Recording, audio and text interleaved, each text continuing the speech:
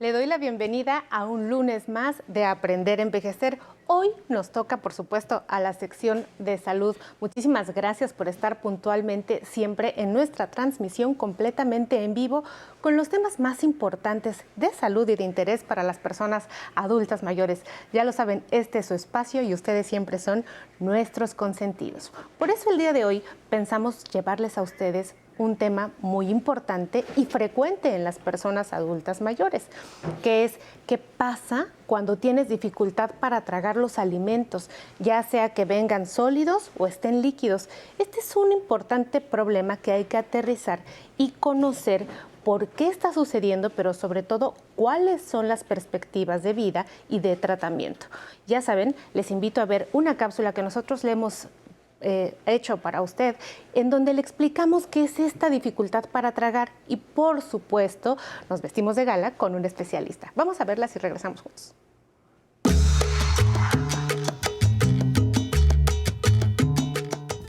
Cuando bebemos líquidos o comemos alimentos, ocurre una compleja serie de movimientos voluntarios e involuntarios conocidos como deglución.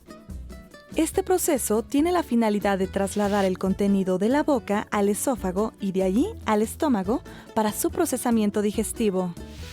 Cualquier enfermedad o lesión que debilite o dañe los músculos y los nervios que se usan para tragar alimentos puede causar disfagia, que es la sensación de dificultad para deglutir. Este día, en Aprender a Envejecer, hablaremos de este tema porque es una condición frecuente en las personas adultas mayores. En nuestro país no se cuenta con cifras oficiales precisas sobre el impacto que tiene este problema. Se sabe que entre las razones de la disfagia destacan los cambios fisiológicos asociados con la disminución de la producción de saliva, la falta de piezas dentales o la disminución del tamaño y fuerza de las fibras de la musculatura de la lengua.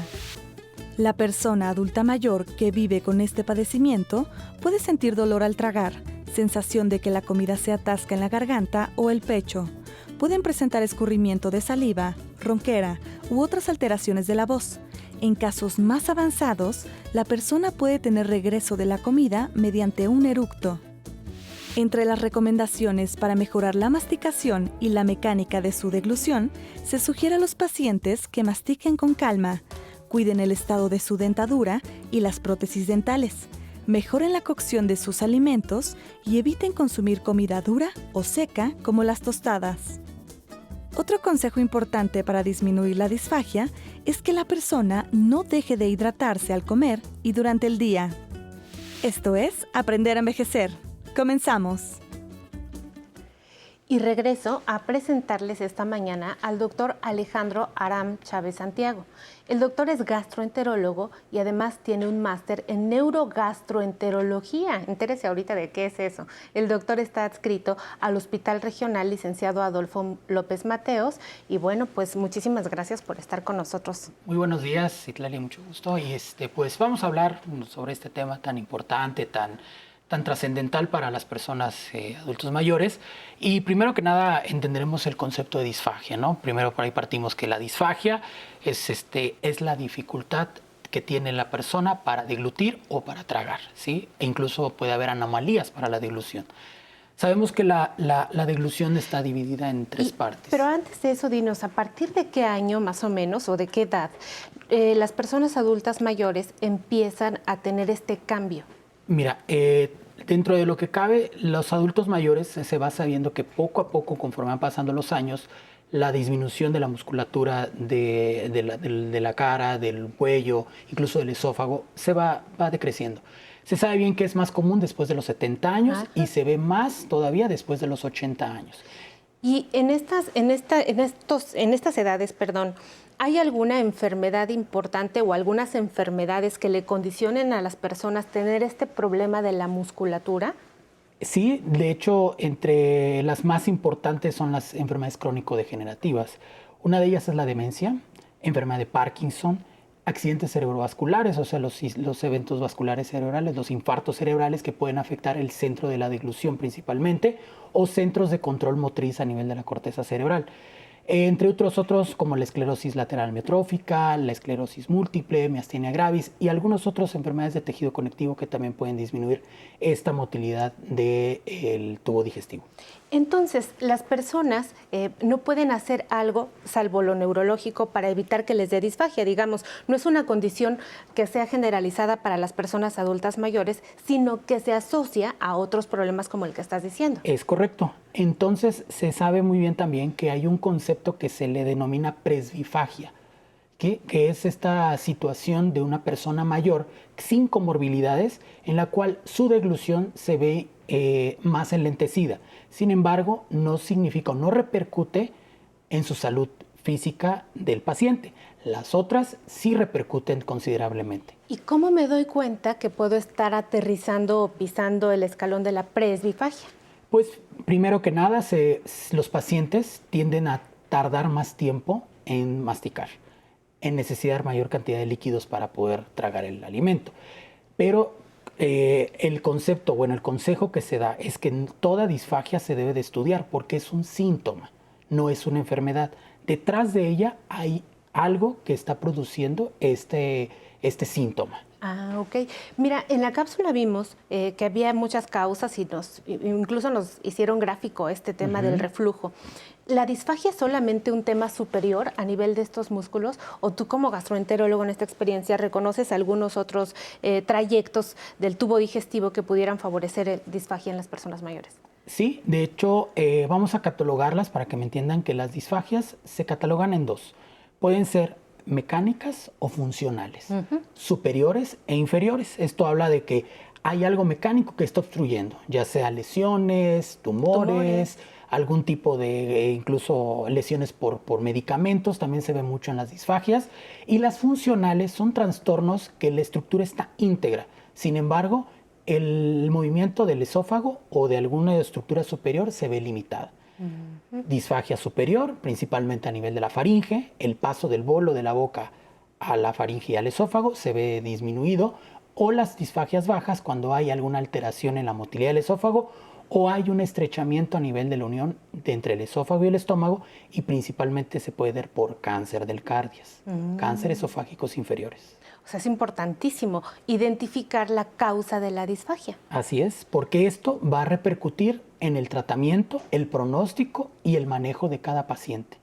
¿Cómo se hace el diagnóstico?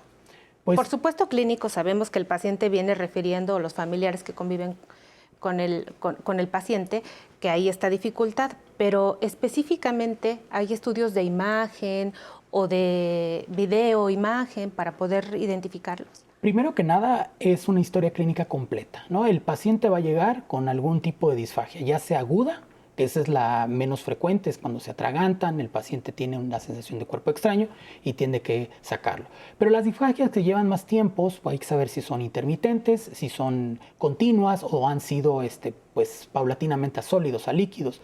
Una buena historia clínica es lo básico. Posteriormente hay algunos tests que se utilizan para ver las pruebas de deglución. Incluso hay otros que se utilizan estudios de imagen, de rayos X, principalmente para ver la deglución. Se introduce un líquido para ver si hay una adecuada deglución. Y la última, que pues la que se recomienda, es una endoscopía superior. Y otras pruebas que también se han avalado, que son las manometrías, que estas manometrías de alta resolución que ven la funcionabilidad del esófago y también la funcionabilidad del tracto superior del digestivo, que es la manometría de alta resolución superior. ¿Por qué constituye un tema de gravedad tener disfagia? Porque hoy quisimos traer este tema de salud, porque sabemos las repercusiones importantes, pero queremos que tú le expliques a las personas por qué atenderse si hay disfagia. Pues porque primero que nada, la alimentación, la comida es algo cultural y socialmente aceptable. Repercute negativamente en un paciente si deja de comer, si no puede comer con sus familias, si se aísla, entran en un ciclo de ansiedad y depresión, ¿no? Eso es muy importante. Y el paciente por miedo, en las personas o adultos mayores, por miedo al rechazo, no decide o no dice a los familiares o al médico que tiene problemas para la deglución. Y esto pues repercute en su estado anímico. Ahora, en el estado funcional, el paciente deja de comer, pero también deja de tomar agua. Entonces, se deshidratan, puede haber alteraciones en la nutrición. La desnutrición en los pacientes adultos mayores es muchísimo más que en los otros que no tienen disfagia. Y pues obviamente si es un trastorno motor esofágico, una disfagia también puede producir problemas de regurgitaciones, que es el ascenso del contenido alimentario a la garganta, y se puede complicar con infecciones, principalmente neumonías. Y ¿Se pueden broncoaspirar? Exactamente. Las neumonías por aspiración son graves. De hecho, es una de las causas de mortalidad más grandes, y hay ingresos hospitalarios en adultos mayores. Y por último, pues claro, pues si es un cáncer, pues si estamos a tiempo de diagnosticarlo, se puede dar un tratamiento rápido y efectivo. Pensemos en un paciente que estamos tratando, que tiene Parkinson, que tiene Alzheimer o alguna de las condiciones que nosotros hemos planteado aquí. ¿Hay un estudio que se puedan hacer de manera preventiva o cómo estar vigilando que las personas que están cursando con algún problema neurológico no van a desarrollar disfagia, o realmente será hasta el momento de presentación? Eso es un tema importante, porque desde que se hace el diagnóstico de una enfermedad degenerativa, llámese Alzheimer, Parkinson, algún tipo de demencia, esclerosis lateral amiotrófica, se tiene que prever al paciente y a la familia. Esto no va a ser reversible. Entonces hay que aprender las técnicas de deglución. Incluso hay rehabilitación deglutoria. Los foniatras cumplen una función muy importante. Los médicos hacemos el diagnóstico, pero la rehabilitación por un foniatra audiólogo es lo mejor para poder llevar a cabo este tratamiento. Si una persona tiene una enfermedad crónica, degenerativa, de tipo neurológico, debe de empezar tempranamente a hacerse tratamientos de rehabilitación para evitar esta famosa disfagia. ¿Sí? Eso es oro molido. Vamos al siguiente corte y regresamos, pero yo le invito a usted a que si va a salir, no olvide bajar la aplicación que se llama 11+, porque el 11 pues va con usted y le acompaña a todos lados. Así que si se tiene que ir, baje la aplicación rápido y así va a ver usted toda la barra del 11, que está buenísima, ya lo sabe. Vamos al corte y regresamos. Yo perdí a mi madre siendo un chamaco, ¿no?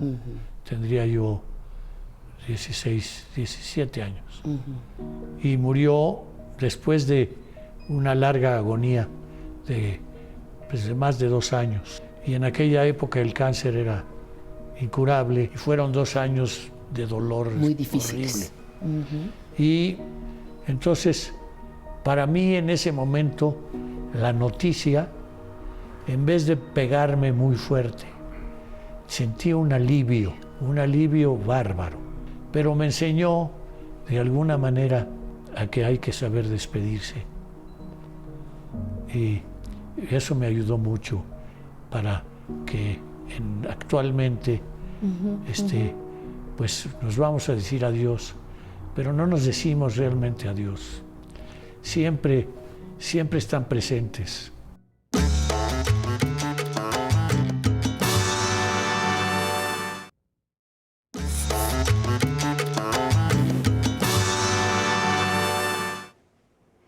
Y estamos de regreso aquí en Mejorando mi Salud, de la familia que usted ya conoce, que se llama Aprender a Envejecer, platicando esta mañana sobre el tema disfagia con el doctor Alejandro Aram Chávez Santiago. El doctor es médico gastroenterólogo.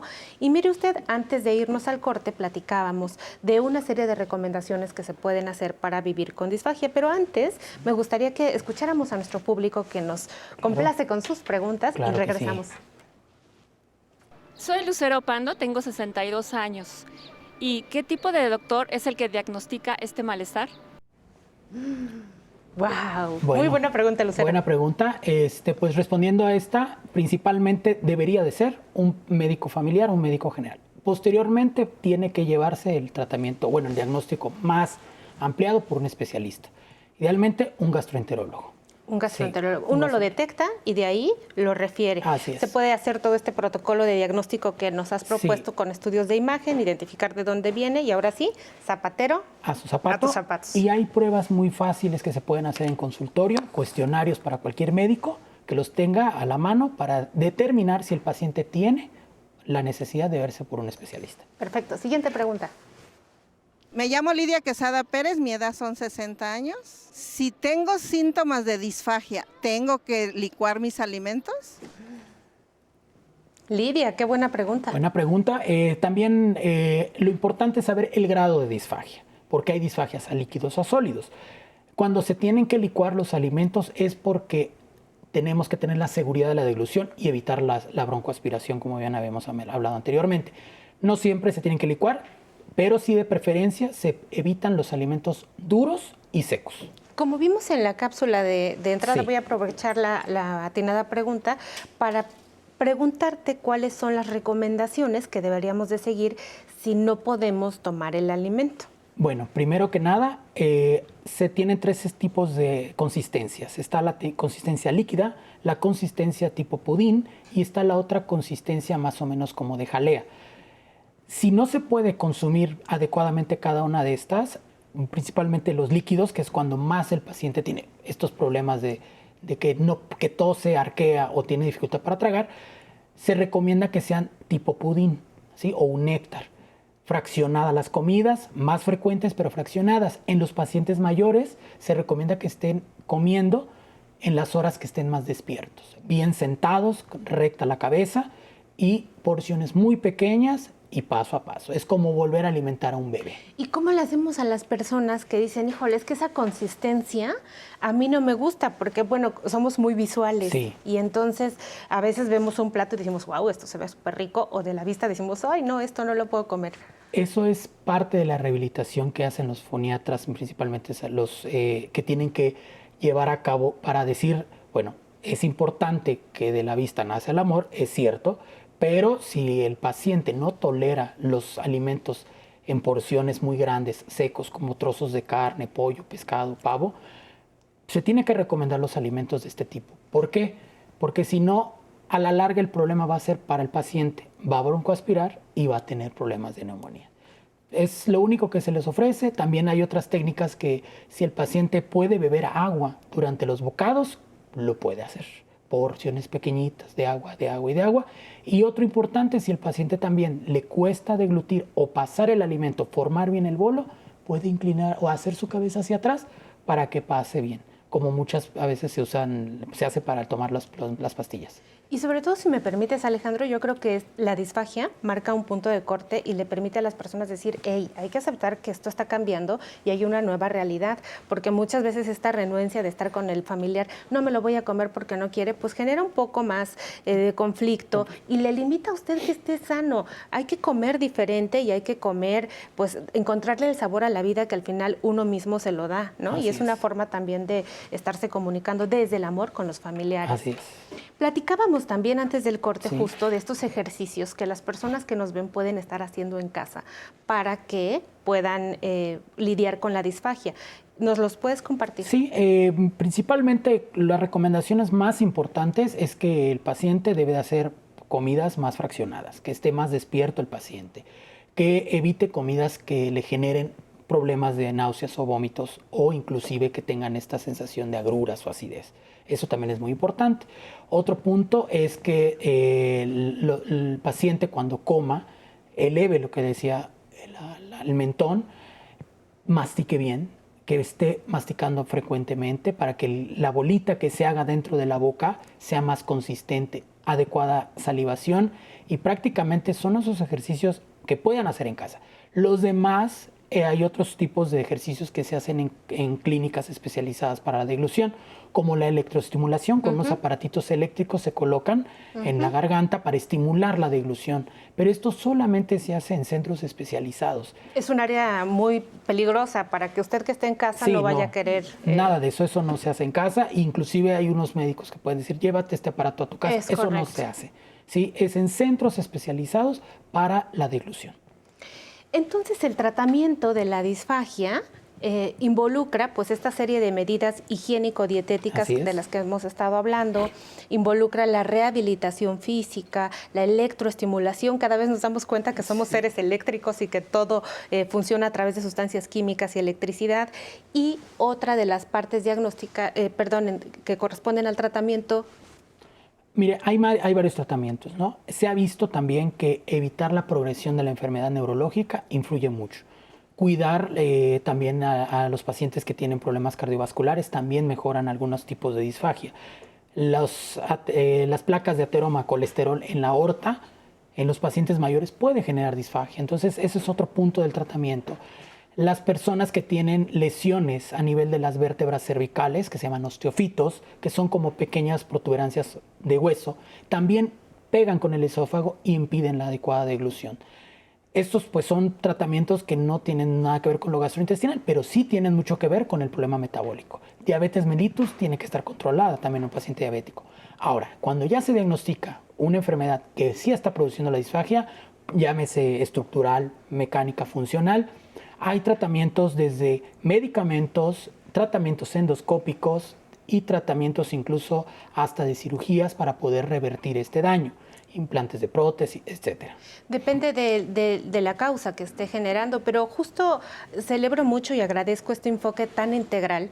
Yo sé que eres gastroenterólogo, sin embargo, pues los médicos somos un todo, ¿no? Sí. Y esta propuesta que haces el día de hoy, que nos haces incluso a los médicos que nos dedicamos a aprender a envejecer, nos ven todos nuestros colegas que nos ayudan, los neurólogos que estén atendiendo pacientes que tengan problemas crónico-degenerativos, las personas que estamos atendiendo, personas que tienen, por ejemplo, diabetes, hipertensión, etcétera, pues podemos sumarnos a evitarles una complicación tan frecuente, pero también olvidada porque no se hace visible como es la disfagia. Este enfoque que le das, pues simplemente pues es algo bellísimo que te agradecemos y por supuesto a nuestra población adulta mayor que es fiel y fan de este programa en donde aprende cosas que no se aprenden en ningún lado. Estoy segura, también te mandan las gracias. Muchísimas gracias. Esperamos volver a tenerte en el estudio para que nos compartas esta perspectiva tan diversa e integral. Y a ustedes que están puntualmente aquí en nuestro programa y hacen posible Mejorando mi Salud, les envío un gran abrazo y les invito a abrir la mente para poder convivir mucho mejor con la condición de vida que ya tengan y, por supuesto, desde la que tengan, hacer la mejor medicina de todas. Siempre se los digo, medicina preventiva. Bueno, pues esto fue Mejorando mi Salud.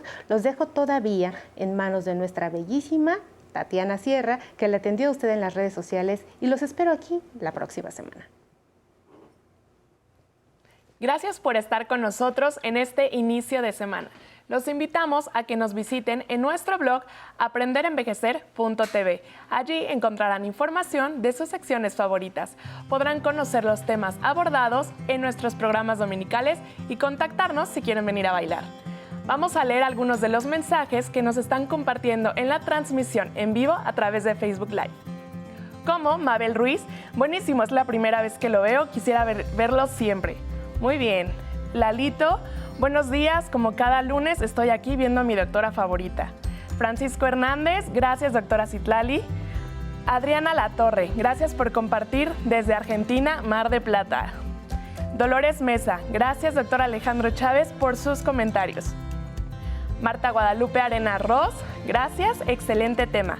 Javier Mandujano nos manda saludos desde California. María Adán nos manda saludos.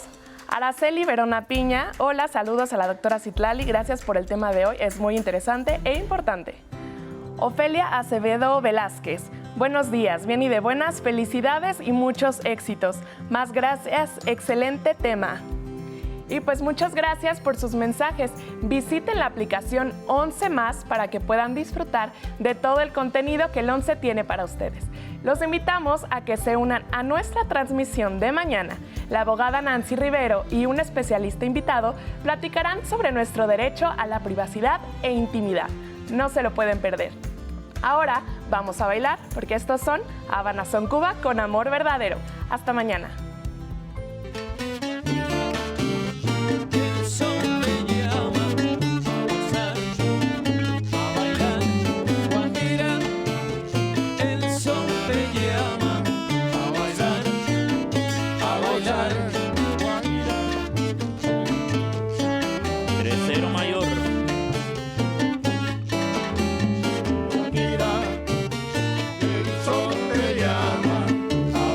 Oye, qué rico,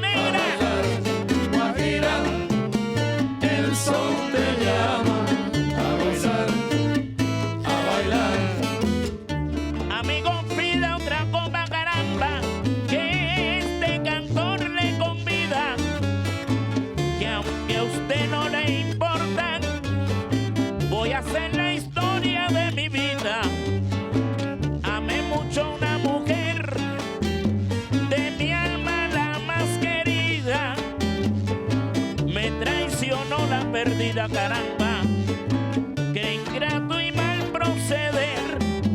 Ella me hizo beber, ella me hizo un perdido. A la droga me tiré, amigo mío, y a la cárcel fui llevado. Los amigos me olvidaron, solo mi madre lloraba. A Dios pedía y rogaba que se salvara su hijo. Recuerden lo que les digo, que en la prisión y en la cama solo nuestra madre nos ama, caramba. No hay dinero, no hay amigos. Guajira, el son te llama. Oye, A bailar, a gozar. Guajira, el son te llama. A gozar, a bailar. y llegó 3-0 mayor de Cuba, revés.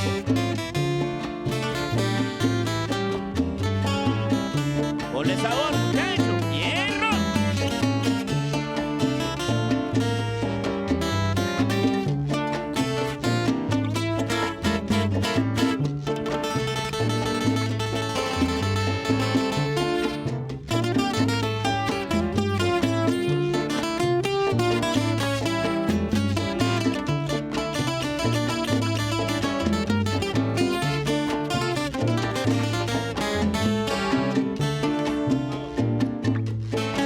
Repite y pon. Camarón. Díselo, muchachos. Guajira, el son te llama. A gozar, Oye, qué rico. a bailar. Guajira, el son te llama. A gozar, a bailar. Guajira. Aplauso para los bailadores, muchachos.